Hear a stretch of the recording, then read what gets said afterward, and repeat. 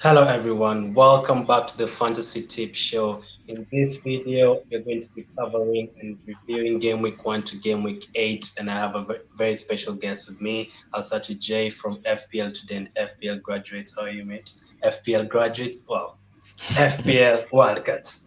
I was going to say if I joined someone else as well. Jeez, I'm doing way too much. I've got enough of my plate as it is. No, but thanks for having me on. Much appreciated. Glad to be here. No problem, man. And Josh and Ben from FPL Graduates. How are you, Josh? Yeah, good man. You? I'm good. Ben? Yeah, I'm buzzing at the moment, but not because of the international break. It's a bit boring for me. Yeah, definitely. It's very, very boring. And a lot of players are picking up illnesses and all that all over the place, affecting our teams. That's why if you still have your wild card, you're very lucky. If you still have like a couple of transfers, you're very lucky. So I'll start with you, Jay. Like, how's your season been so far from Game Week 1 to 8? Yeah, it's not been too bad. It started off really well with Salah captain, 86 points. So I thought, okay, this is going to be a good season. And then it started to go downhill for a bit, probably all the way up until about Game Week 5. Just couldn't get the right breaks with the transfers. I had a set plan in mind. I brought in players, say Man City options, Man United options. They didn't really return. Then I jumped off before they did return. So I had to start being a bit more patient. And then as soon as that happened, I've had a good Game Week 5 to Game Week 8. A lot of that's come with the likes of Grealish joining the side and Timo Werner actually starting to score points. Yes, I still have Timo Werner. Yes, I also still have Trent Alexander-Arnold. I'm a very patient man, clearly. But it doesn't seem to have hurt my rank so far. I'm in the top 500k. And I know a lot of very good managers are a lot lower than that. So I can't be upset with that. Good captaincy call seems to be quite a big part of my success as well. Yeah, so your best week was in Game Week 5. You had 87 points. How did that come up for you, captain? Yeah, so I believe the captain was Son. I can quickly check. I did my research and I got my notes. So Game Week 5, it was Son, 26 points captain. That was when I got on top of Kane and Son. So their points returns have definitely helped massively. And that's been my best game week so far. Awesome. Ben, how about you? Game Week 1 to 8. Of course, I had you guys on for Game Week 1 to 4, but yeah.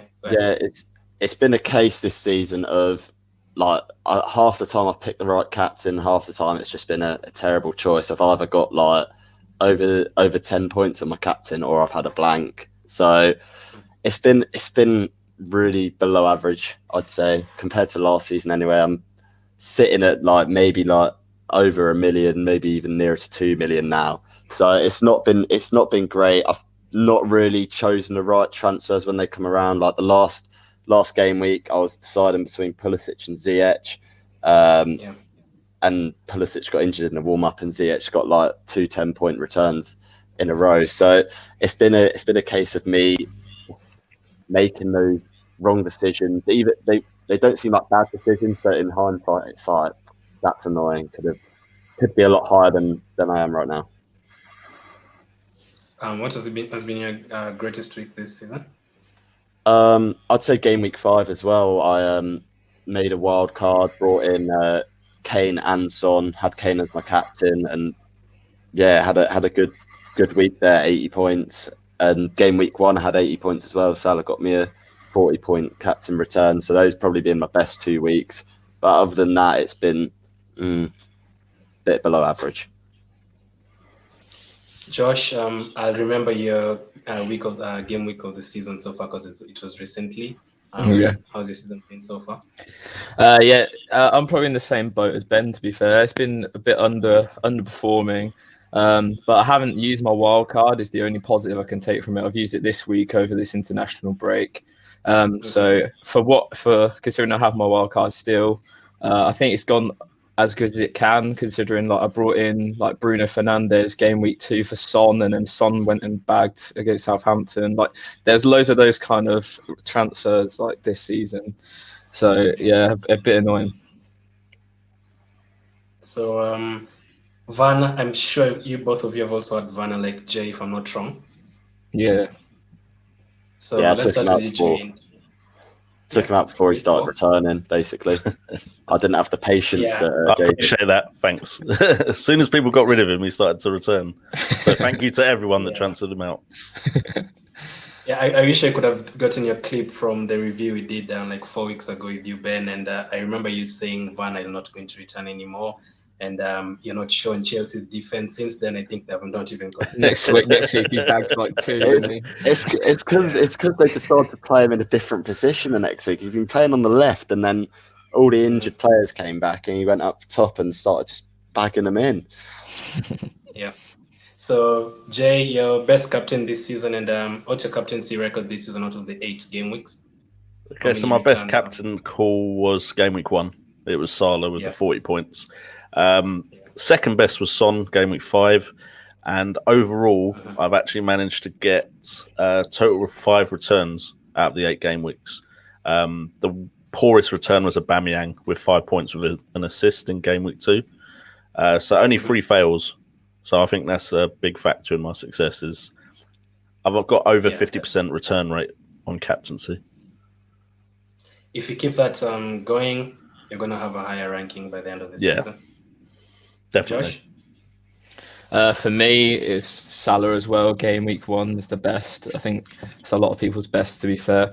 And then overall, captaincy wise, I've struggled this season. Last week I managed to get it right with Kane, but then I captained Son the week before. He didn't score back, and I think the week before that I captained Salah, and he blanked at home as well. So a few like annoying captaincy decisions, because like Salah at home is just like a bet. Like he's always going to return pretty much, and then when he doesn't, it's a bit annoying. But other than that, it's been a bit 50-50. Ben? I've had literally a 50% captain return this season. Like it's crazy that one less captain returning out of the 8 game weeks results in your rank being so low.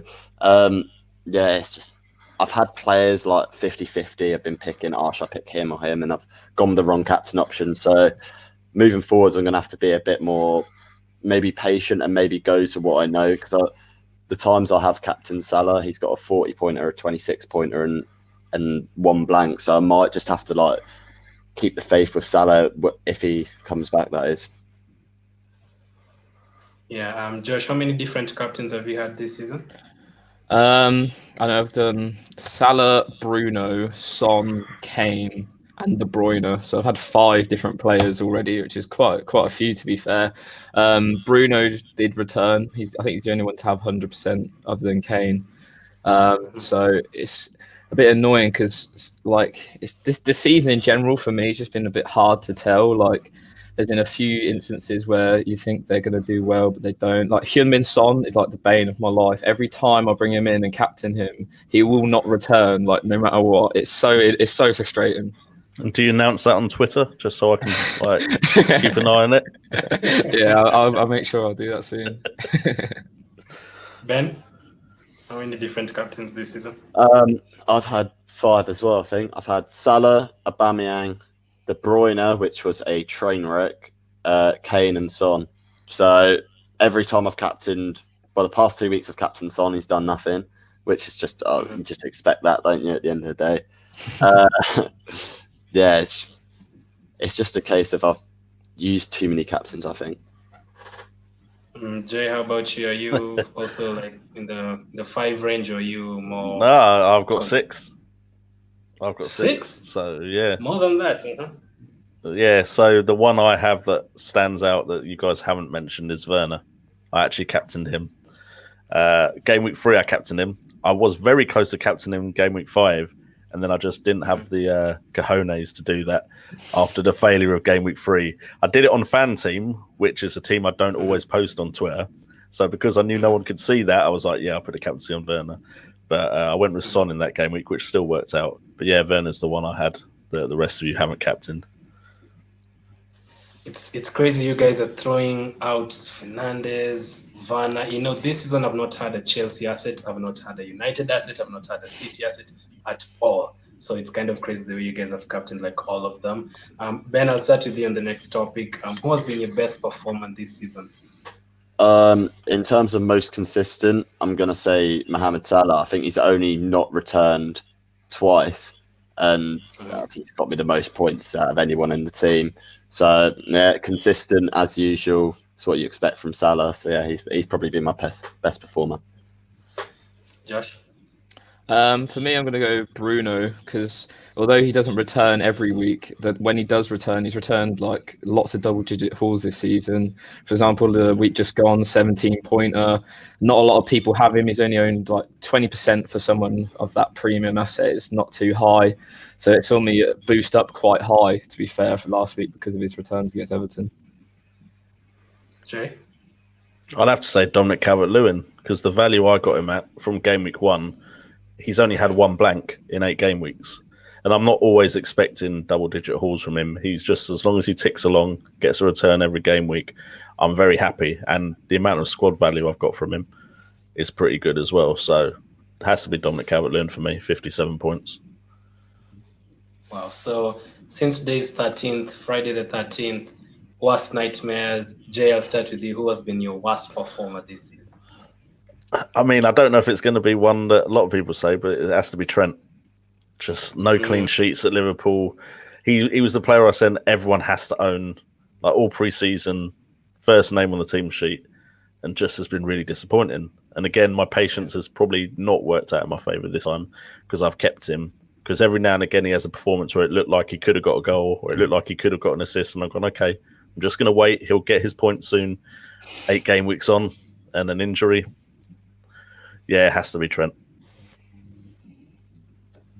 For me, I never really considered him, but as soon as Van Dijk got that injury, I just put him out of my radar completely. Josh, did you had Trent, or you still have him?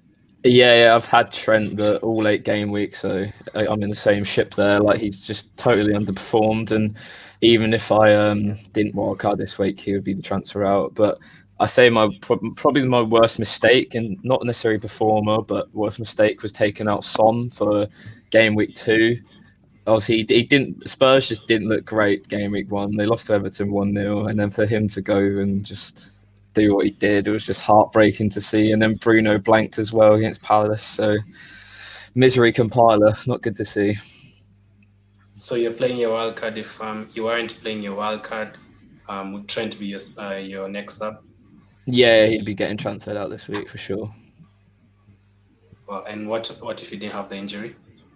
I'd still take him out. Yeah, I've had enough of him, if I'm honest. I can't blame you. Ben, worst performer? Yeah, we'll make it a full home run for Trent Alexander-Arnold. I'm not going to lie. The guy's had 2 defensive returns in 8 weeks. There's so much better value elsewhere. I mean, I've already transferred him out this week. As soon as he got that injury, I was like, no, that's it, you're gone. See you later, lad. So I've transferred him out already, so he's gone. And yeah, he's been the biggest letdown for, I think, pretty much half of FPL this season. Jay, have you had any other Liverpool defenders, Robo or Van Dijk? Well, in pre-season, I was even considering doubling up on Liverpool defence and then going really cheap for the rest of them, but I didn't, which I'm very happy about. At one stage, I did consider downgrading to Robbo, but now I'm just like, with Chilwell out there, Cresswell, Cancelo emerging, it just seems better options out there for cheaper that could get potentially close to the same returns. Yeah, and so I guess it's a full house for Trent, unfortunately. So best decision so far, I'll start with you, Ben. Best decision so far in terms of captaincy or a transfer out or benching someone for another person? That's a good question. I mean, I'd say having Kane in my wild card and Son in my wild card that week was probably perfect for me to do. Them together got me like 50 points, which was more than I got in the previous game week. So that was probably a bit of a good decision from me. But to be honest, over this whole season, there's not been many good decisions that I've made so far. So. You're being too harsh on yourself. You got to be harsh on yourself if you want to improve. Yeah.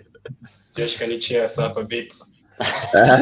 He came to the wrong person, I think. I'm in the same ship. But now, probably my best decision was maybe sticking with Fernandez, I think, because he got his first blank and obviously some returns, so I could have took him out then.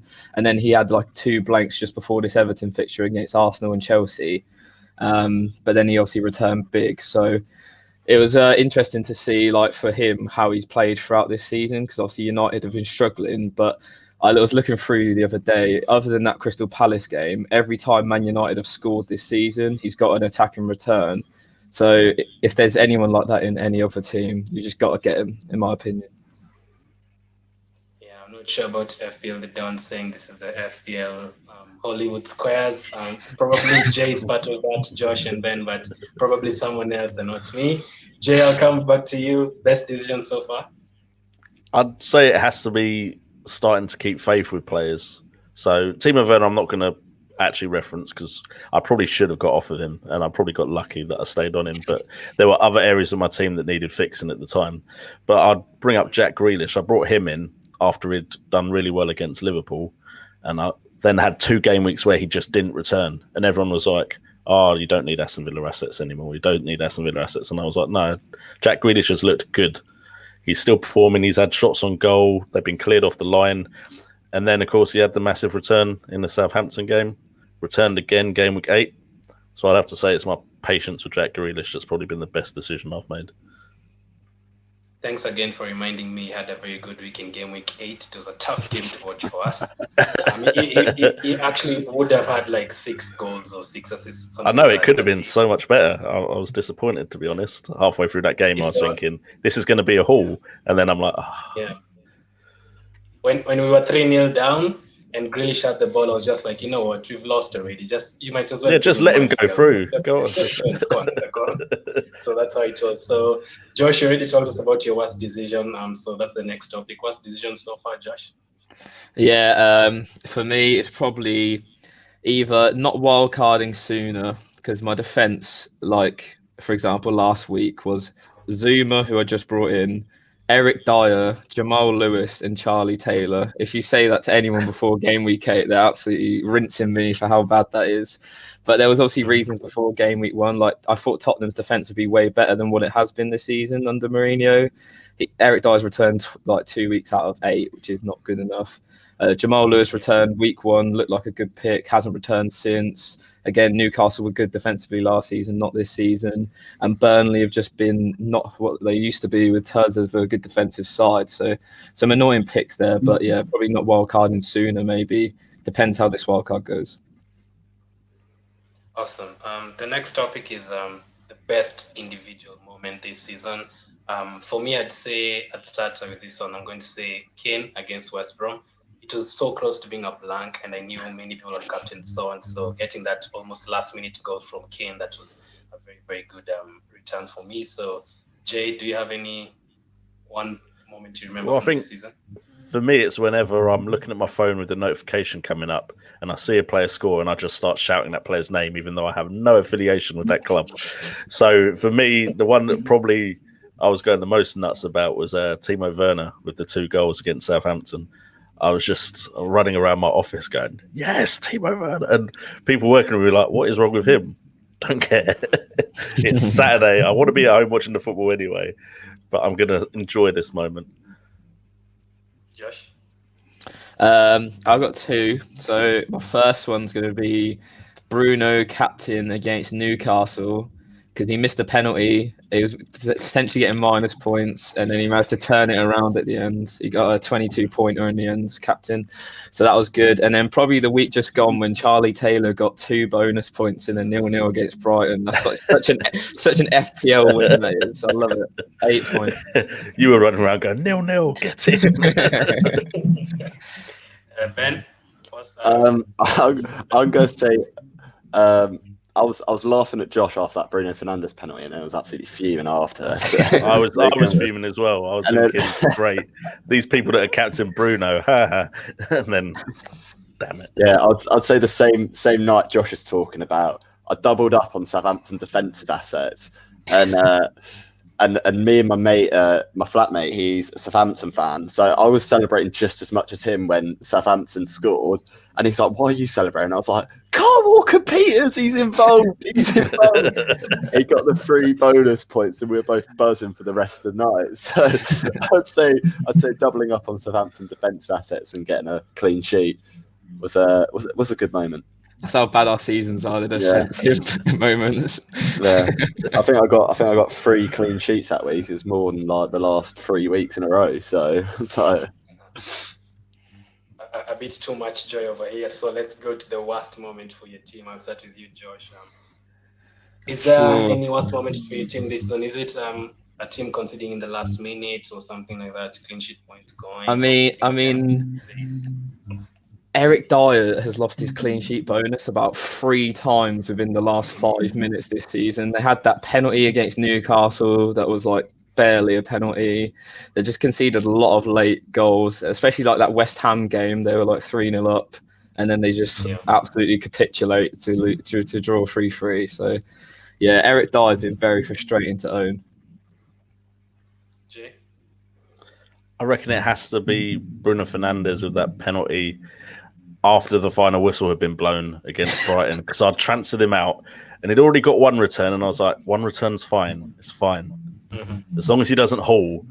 And then final whistle goes, I'm like, cool, I've got away with it. Wait a minute. No, I haven't. Oh, my God. Josh is a United fan. He was very happy with that. Ben, worst moments? Where do I start? Transferring out Son game week 1 for Greenwood was a particular sort of tough one. Transferring I think we're all there with you, mate. I did it as well. Timo Werner before he gets a 16-pointer. Well, I'm just going to carry on, I was just going to carry on with the worst moments. James Justin won a penalty last week for Leicester, and Jamie Vardy missed a penalty. That would have been an assist for me. There's a few particularly bad moments, but yeah, that Son one really just... Yeah, the question was moment, not moments. I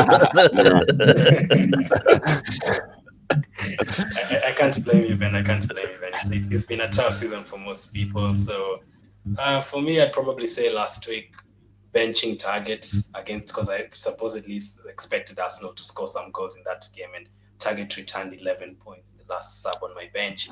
The previous week, not learning from it, I also adjusting, facing Arsenal, I benched him again. He returned clean sheet points again. So what I learned, don't bench any defenders who are playing against Arsenal. So those couple of times have been my worst moments for the season so far. Jay, I'll start with you in the next one. Team with the most value this season. Which team? You don't necessarily have to have had their players. Any team that you've been really surprised with this season? Well, I'd say you've got quite a few there, actually. I'd say Aston Villa have to be one of them.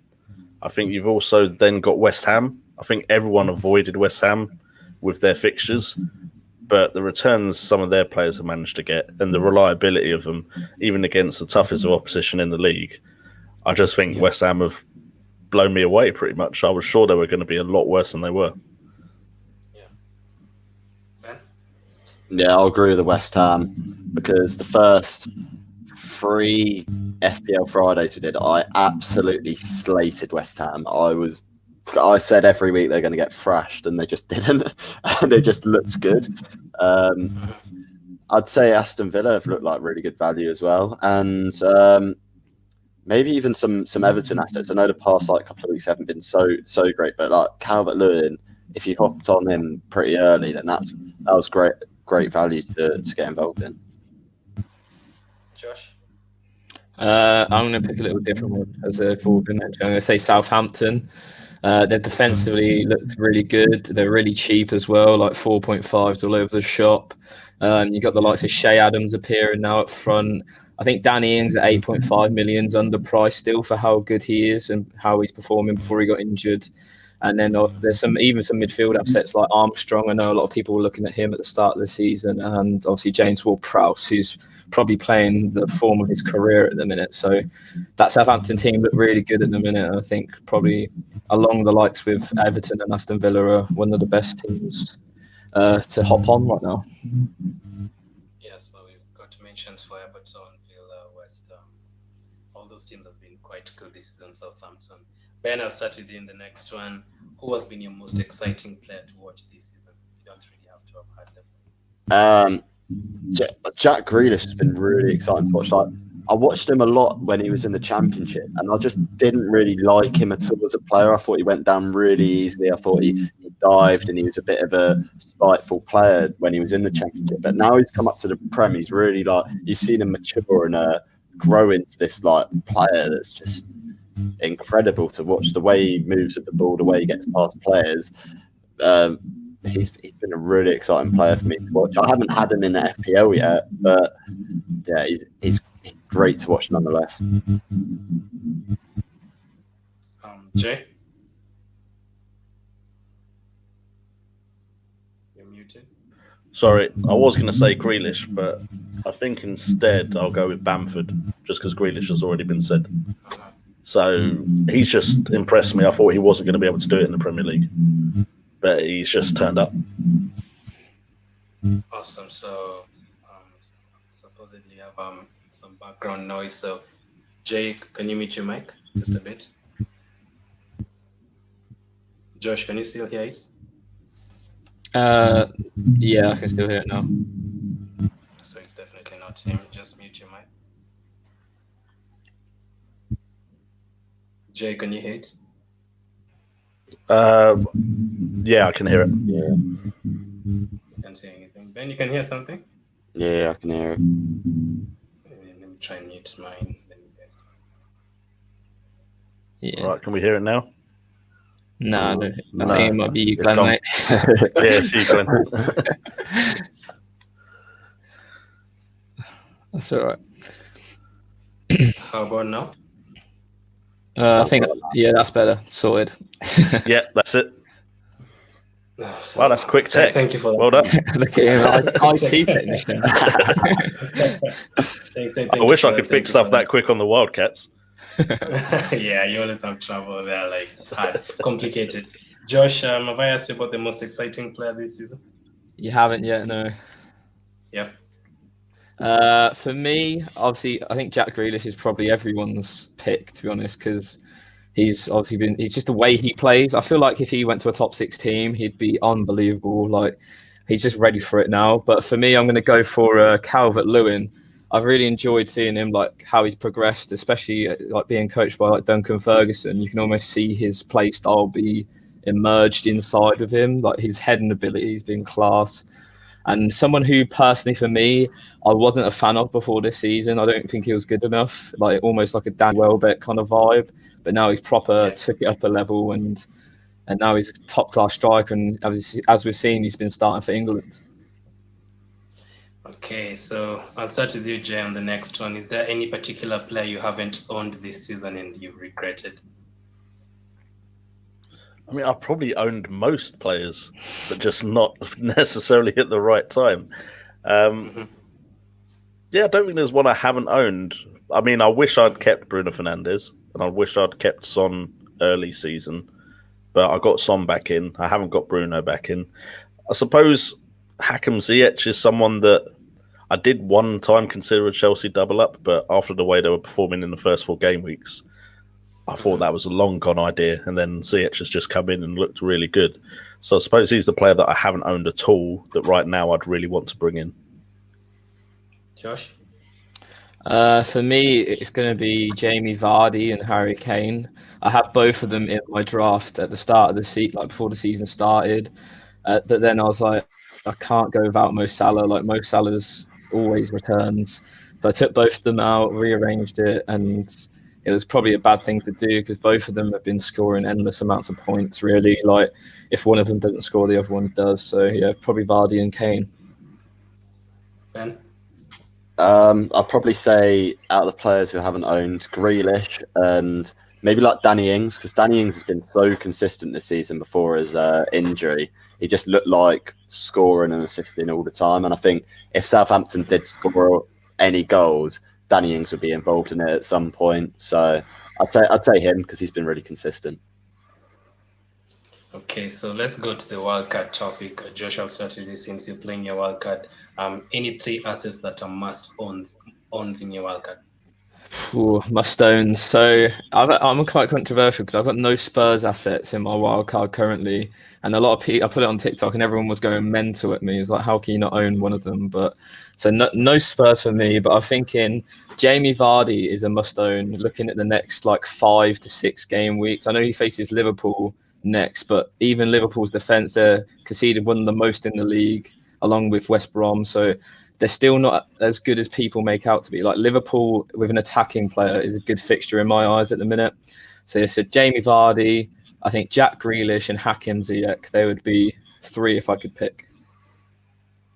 Jay, if you're playing your wildcard today? I mean, I pretty much agree with those decisions. I do a series where I do a wildcard every game week. And the last video was literally the best team for the last 8 game weeks. And the likes of Grealish, Ziyech, Bruno Fernandes, all of those have to be considered with the fixtures they've got. Vardy has to be considered. I would still not be that eager to jump off of both Spurs assets because I still think Spurs could do well against big opposition. They have the players to counter-attack. It all depends who you think is going to get the goals because a lot of people think Son can get in behind. So Son's the one to go with. But Kane's been the one either assisting or getting the goals. So even if players are getting behind, Kane will probably get the assist. So I'm quite eager to keep Kane. So I wouldn't necessarily say ignore Kane as an option because his numbers are just up there with Mohamed Salah. And the only other players that have similar numbers are like Dominic Calvert-Lewin and Patrick Bamford. So I think all of those players need to be considered as well. Don't get Trent in. Don't get any Liverpool defence in. Yeah.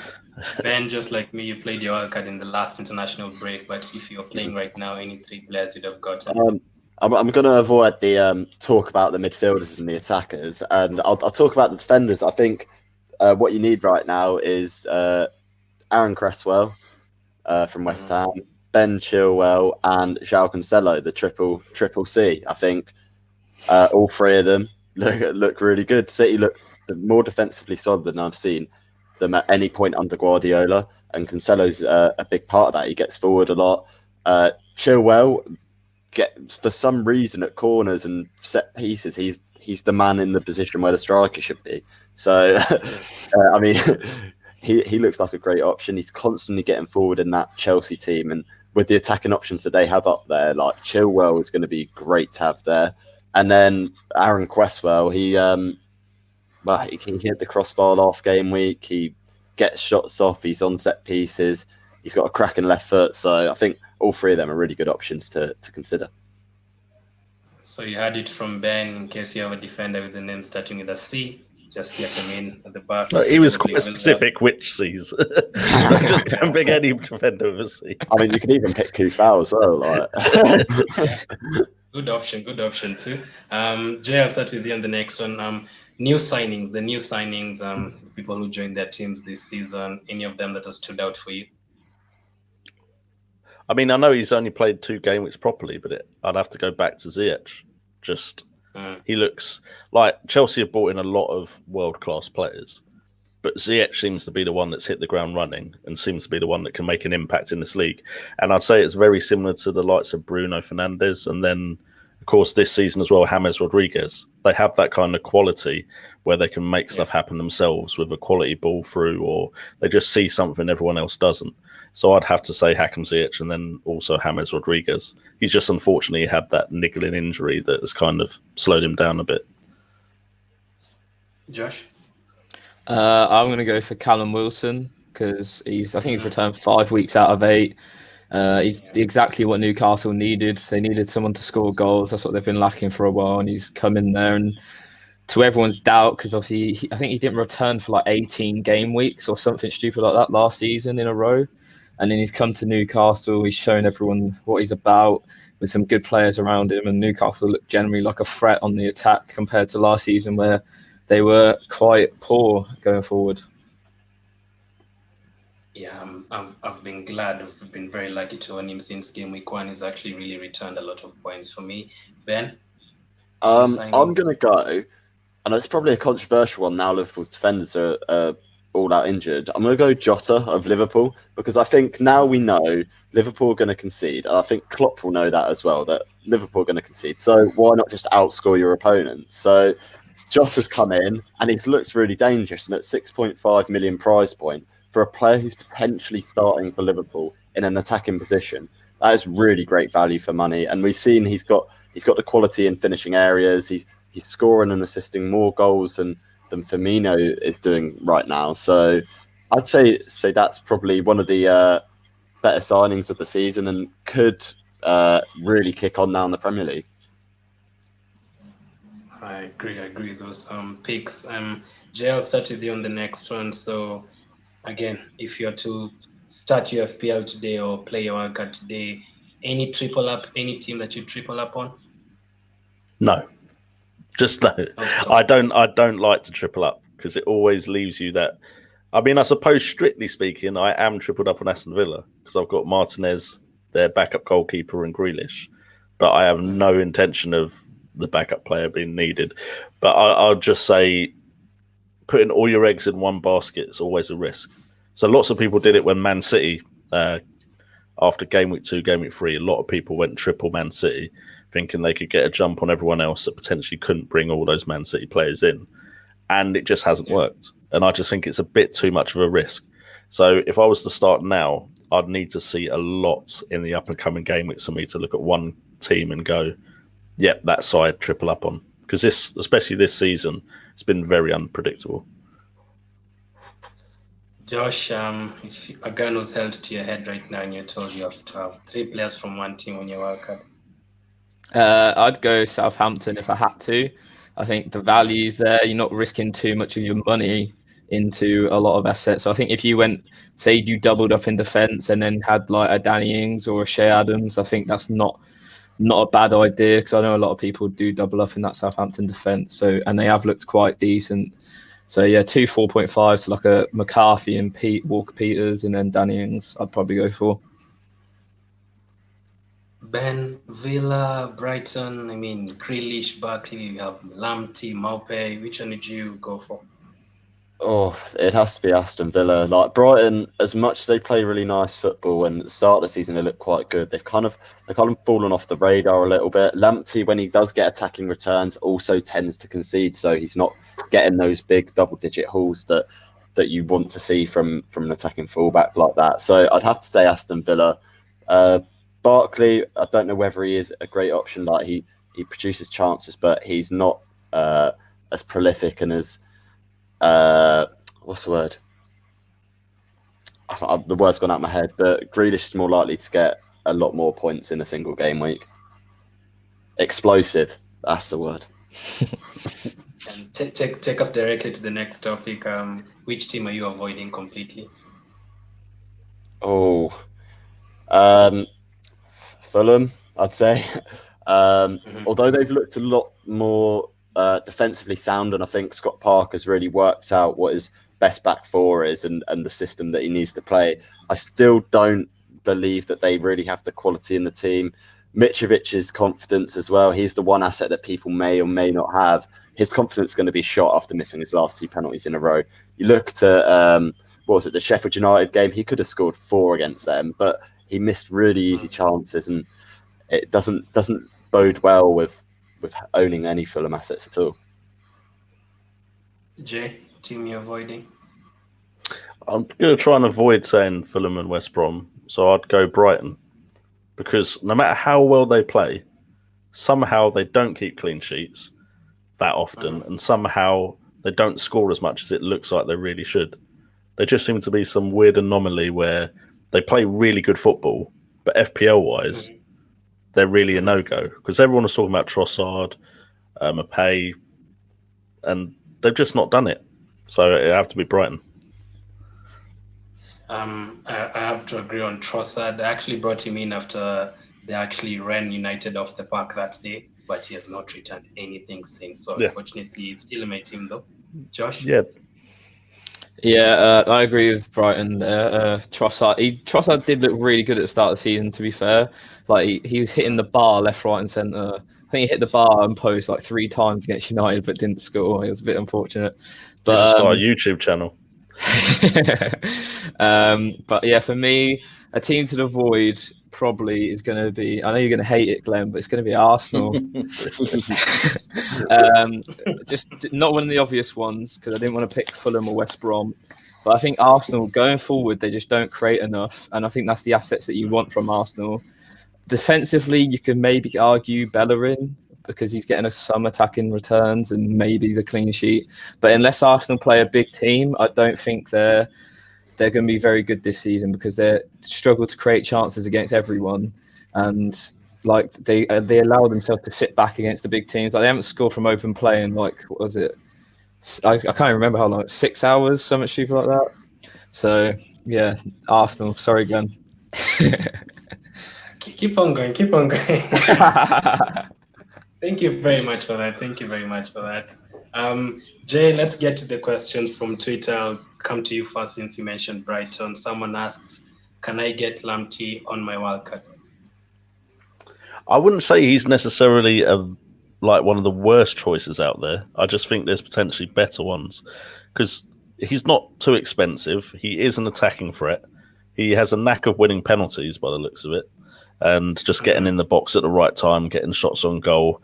So I wouldn't say he's a terrible choice, but just there seems to be better 4.5 and even slightly cheaper, like, say, Kilman at Wolves. Not that I particularly like Wolves' form right now, but Wolves are capable of clean sheets. And you've got Kilman there that is cheaper than Lamptey. You've got West Ham options, and West Ham have shown they can do well defensively.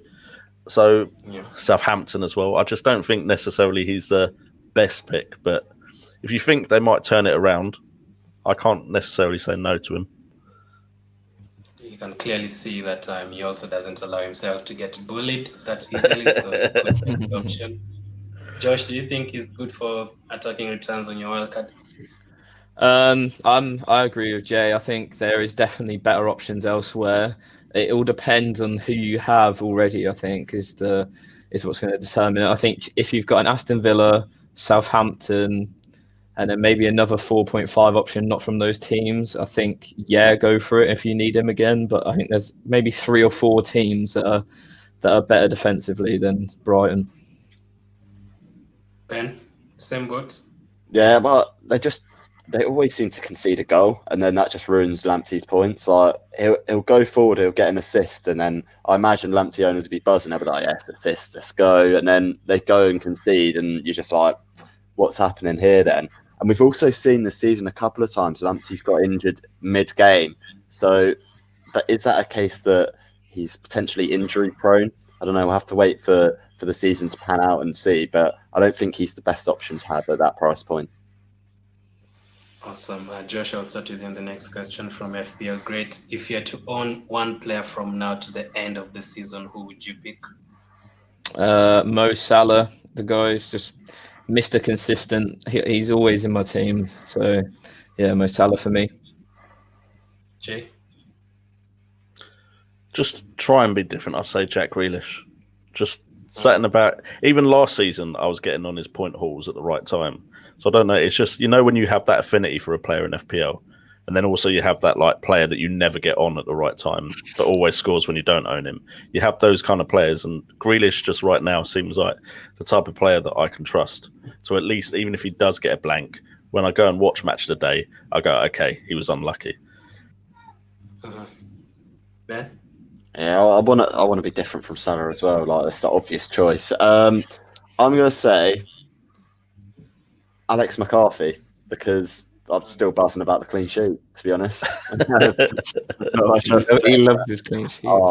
Yeah, I can't see myself really changing between my 2 goalkeepers this season at all, because both my keepers have like a really nice run of fixtures until about game week 20. So I'll just run with the keepers I got, McCarthy and Ryan. Like, I think they only face like a top 6 team twice between the pair of them throughout the whole season. I think I saw that at the start of the season. That's why I went with them. I'm not changing them in my wildcard either.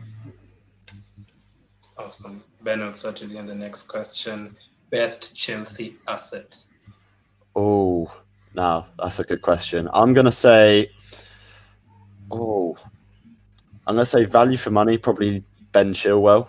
I know Zuma's got more points in this season, but that's because he's got a couple of headers from corners. But Chilwell always seems to be in the right place at the right time, and he's definitely doing something that's right. And Lampard clearly loves him and really trusts him with a lot going forward. So I can see him being the best asset. Another notable asset, I'd say, Hakim Ziyech from the last couple of games, although it's one to be careful of because the assists he's got have been from set pieces. And if Chelsea don't get those set pieces, I can see him being frustrating for owners because he's going to be that sort of player to get a lot of passes to assist. Josh? It's a tough one. Chelsea, I'm gonna go Reece James because I think if you look at his underlying numbers, they're as good, if not better, than Ben Chilwell in some cases. His crossing's fantastic. I think it's a similar situation with Trent. Like he's returning in like the Champions League, for example. Like he had the assist to Tammy Abraham, but it's not like coming out into the league. So I think for like a little differential, but still cheap and good value for money option, I'd go Reece James. I'd have to agree with their picks. Value-wise, those are the best players to be looking at. No Mendy shout for you? Not when you got Chilwell there, no. Like Chilwell is the best value one there. That's the next question for you, Jay. The best goalkeeper, set and forget goalkeeper. I've got to stick with Martinez. Just he seems like a really good goalkeeper. And I know Aston Villa have conceded a few in their last two games before Arsenal. But they kept a clean sheet against Arsenal. They seem good away defensively. And yeah, he just seems a really good goalkeeper, capable of getting the bonus points. We are trying to get him off our minds, so consistently hearing about him being a goalkeeper really hurts. Josh, best set forget goalkeeper? I'm going to go for Fabianski. I think West Ham looks solid defensively. Fabianski loves saving penalties. He's proven that he does it season after season. So a little differential one because I know a lot of people would have Emi Martinez in their FPL teams. Okay. Sorry, Glenn, I'm going to have to bring him up. Emi Martinez. Well, I've been pushing this agenda since pre-season of saying that he's probably going to be the best goalkeeper in the league, and Josh will back me up on that because I have been saying it for about 2 years. I mean, he kept my team Reading up last season single-handedly. His shot-stopping ability is second to none, and yeah, I can't believe Arsenal let him go because I do believe he's better than Leno. Oh. Would you still have him if he was at Arsenal? That's the thing. The only reason why I didn't bring him in is because of it was when it was really unsure whether he's going to go or whether he's going to stay, whether he'll be a first choice keeper or not. And I think if he went to Aston Villa sooner than he did, I think I would have Emi Martinez in goal. But because of the way that it's gone and he's transferred pretty late to Aston Villa, I'd already had my two keeper options set, and then not much is going to change that over the course of the season for me. So it's a bit annoying that I couldn't get him in, but you know what? I'm just glad to see him doing well. Awesome. Last couple of questions. Josh, Kane or Vardy? For now, for the next 6 weeks, I'd go Vardy. Even though Kane's numbers are ridiculous, I think Jamie Vardy is also quite ridiculous in the way that he just finds a way to score pretty much all the time. He's on penalties. Leicester have been getting a lot of penalties. So yeah, I'd go Jamie Vardy. He's in my wild card, and I plan to captain him for a couple of weeks in the future. Wow. Jay, do you agree? Yeah, I'd have to agree. And it's mainly because there's just one stat that Vardy beats Kane in, and that's big chances. He just has a knack of being in the right place to get those really good goal-scoring chances, of course, boosted by the amount of penalties Leicester have got. So with the fixtures, the way they are, I'd say Vardy's more essential. Again, I can refer to Arsenal. He got himself into very good positions against Arsenal again. Ben? I'll go Harry Kane. You know what? Someone's got to back him. Purely because he's in my team. I mean, it wasn't until a few weeks ago that Vardy really started hitting his form. I mean, before the before he started getting the goals and getting the penalties in, his expected goals in open play was really, really low. So, you know what? I'll go Harry Kane because we know he can score against pretty much anyone in the league. We know how many penalties there are this season. Harry Kane's on them. But yeah, I'd say both are really good options anyway. Awesome. Last one, Jay, you're up first. Is it time to get rid of Zaha? I mean, I generally never thought it was time to get on him, but I just don't really like Palace as an attacking side. And don't get me wrong, I like Zaha as a player. I think he's a good player. And if you put him in a side that had a bit more about them going forward, I would be more likely to suggest him. And I do think they have improved their side, but it's a Roy Hodgson Crystal Palace. I think there's better options out there than Zaha.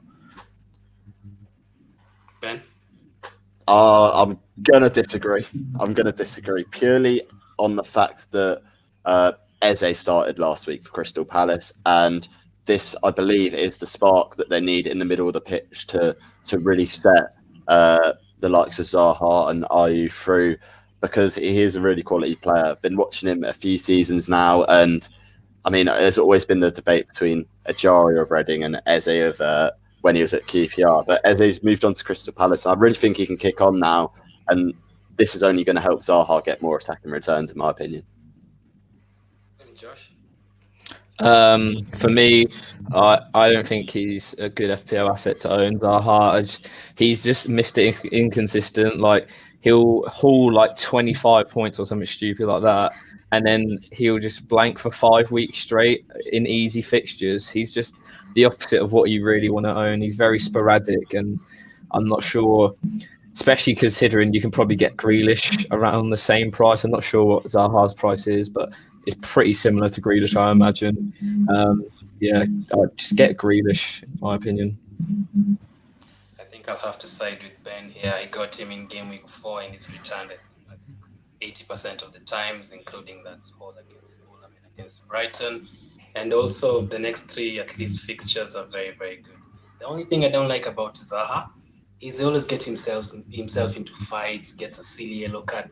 That 1 point can cost you so much in the leagues and stuff, and he always gets himself in unnecessary fights and stuff. So I know he said that was the last one, but there's a question here, Jay. I really liked Wolves. We haven't really spoken about Wolves. Are they an attacking team anymore, or are you avoiding them completely?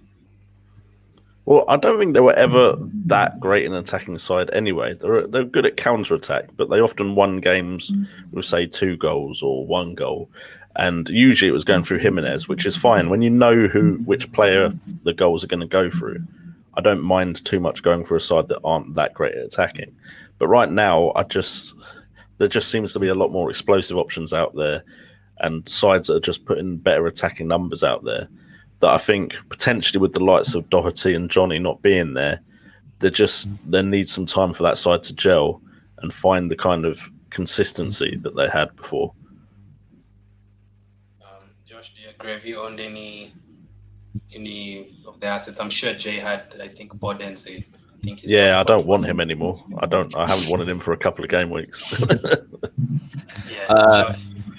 Yeah, no, I've never been a massive fan of Raul Jimenez. I think that when he has returned this season, he's been very lucky to return. I remember against Leeds, like how that got chalked up as a Jimenez goal, I'll never understand. It was such a blatant own goal. But yeah, I think for his price, especially this season, like 8.5 million is a lot of money to be spending on one asset. Of him to be in, like with Jimenez, you know he's going to score once, but he will not score twice or 3 times. Like he's just like Calvert-Lewin in a way. He'll just tick along and just get those like 1 return every week. So I wouldn't go for Jimenez. I think you should maybe look at their defense still. I think Kilman's a fantastic option if he keeps playing at 4.3. I think he still is. Although their fixtures are hard, although they aren't looking great, they will get clean sheets. They always have, and I think that's what will probably keep them going over this tricky period for them. Ben? Yeah, in terms of attacking assets, going to have to agree. I don't think they've really got enough to warrant any FPL managers really getting in an attacking player, but they do look quite defensively solid at the back anyway. So I think if you're going to look at any assets, it'd be a defensive one, and probably Kilman's the best option out of the ones to go for. I wouldn't be looking at getting any more assets than maybe one Wolves defender in, but other than that, I'd probably try and stay away from them. Awesome, and I appreciate that. So Jay, let them know where they can follow you, and also your target for the next 5 game weeks. So you said you're 500k. Are you trying to be top 100 or? Okay, so my target every season is to try and break that top 10k now, because that's the one thing I haven't done yet. So I'm not really bothered how I get there, because I've had seasons where I've been there or thereabouts the whole season. I've had seasons where I've not been anywhere close, and then I've had a good push at the end of the season and then just missed out. So my goal is top 10k. Ideally, I don't want to be getting too far off of like the chasing pack. So I want to get into that top 200k-ish and just be there or thereabouts, at least in about the next 5 game weeks-ish. As far as when they can find me, I don't come on shows to promote myself anymore. I want people to subscribe to here. I want people to like this video, and I want as many of my followers to come over here and check out your content. I'll do that for the very kind Jay. You can follow him on FPL Today. Check out his videos there. Close to 20k subscribers, if I'm not wrong. And you can also check him out alongside Brett Cut and Neem on FPL Wildcats, and also Jay FPL on Twitter. Josh? So I think I'm sat at like just inside 2 million at the minute, so it's not looking good. But I play my wild card, so next 5 weeks, if we can chop it to under 1 million, maybe pushing 500k, I'll be very happy with that. And I think I should be able to do that, really. Ben?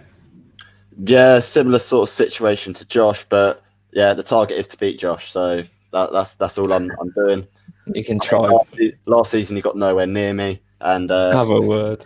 This season, it's following a really strange, similar sort of pattern where it gets to within 10 points of me, and then somehow out of nowhere, I'm looking on the ropes, and like I'll just get a few returns out of nowhere and start pulling away again. So I hope it'll be a similar theme this season. I get that, the rivalry. I want to be the best Wildcat, so I get that. By the way, I'm going to throw it out there. Make sure you get them on FPL Wildcats. I'll be waiting for that. Kurt beat me last year, so I need to do something. Yeah. Ben, captain for next week? Who's my it is following a similar pattern. It's on ropes. Now Salah's out. I don't know who to go for. Maybe Calvert-Lewin, but I don't know how well they're going to play against Fulham away. Maybe Kane. I'm really not sure at the moment. I'm going to have a look at it. Maybe have to take a -4 and get someone in who I'll be happy captaining, maybe like a Bruno. But at this point in time, I'm just trying not to think about who I'm going to captain based on the fact Salah's out. Josh, captain for next week? I've got Bruno, and I think a lot of people will push for him because he's got West Brom. But as a United fan, I know we're going to struggle in that game. So I'm going to go for Jack Grealish next week, I do believe, at the minute. I think I think they got Brighton. Aston Villa look good. Jack Grealish looks insane all the time. He's very unlucky not to get over 10 points against Arsenal. He had like a shot cleared off the line. They had the offside goal that he assisted. So he's in the form of his career right now. So I'll go with Jack Grealish. Josh, the Arsenal agenda yet again. Jay, you're captain next week.